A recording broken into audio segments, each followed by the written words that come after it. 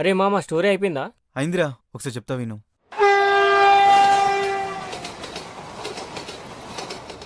వస్తున్నానమ్మా, ఇప్పుడే స్టేషన్లో దిగా.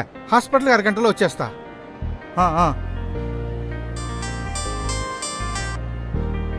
హలో హలో సార్, మేము బ్యాంక్ నుంచి మాట్లాడుతున్నాం. చెప్పండి సార్, మీరు ఇంకా మీ అకౌంట్కి కేవైసీ అప్డేట్ చేయలేదు. మీరు ఒకసారి బ్యాంక్కి రావాల్సి ఉంటుంది. అంతవరకు మీ అకౌంట్ బ్లాక్లో ఉంటుంది.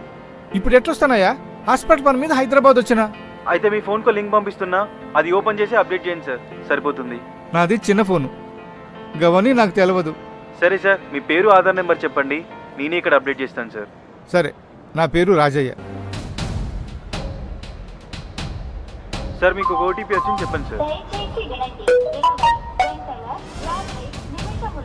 423 423 145. 145. బాబు బాబు, నా ఫోన్లో డబ్బులు కట్టాను బాబు. బాబు కొంతకాలంగా కేవైసీ అప్డేషన్ పేరుతో సైబర్ నేరాలు విచ్చలవిడిగా కొనసాగిస్తున్నారు. అలాంటి ఈమెయిల్, SMS, ఫోన్ కాల్స్ వంటివి వస్తే వాటిపై జాగ్రత్తగా ఉండాలని సూచించారు.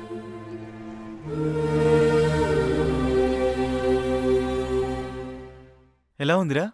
అంతా బాగానే ఉంది, కానీ సాడ్ ఎండింగ్ అంటే. హలో సార్, మేము బ్యాంక్ నుంచి మాట్లాడుతున్నాం. కేవైసీ సబ్మిట్ చేయడానికి మీకు ఒక ఓటీపీ వస్తుంది. దయచేసి వినండి. 423 14.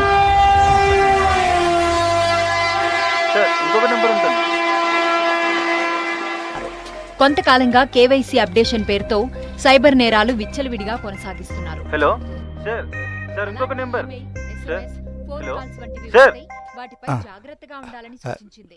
0. ఏదైనా కాల్స్, మెసేజెస్ వస్తే సార్, తమ నెంబర్ వ్యక్తిగత తప్పని చెప్తాను సార్. వివరాలతో పాటు బ్యాంక్ ఖాతా మంచిది. వివరాలను నువ్వెవరో నాకు అర్థమైంది.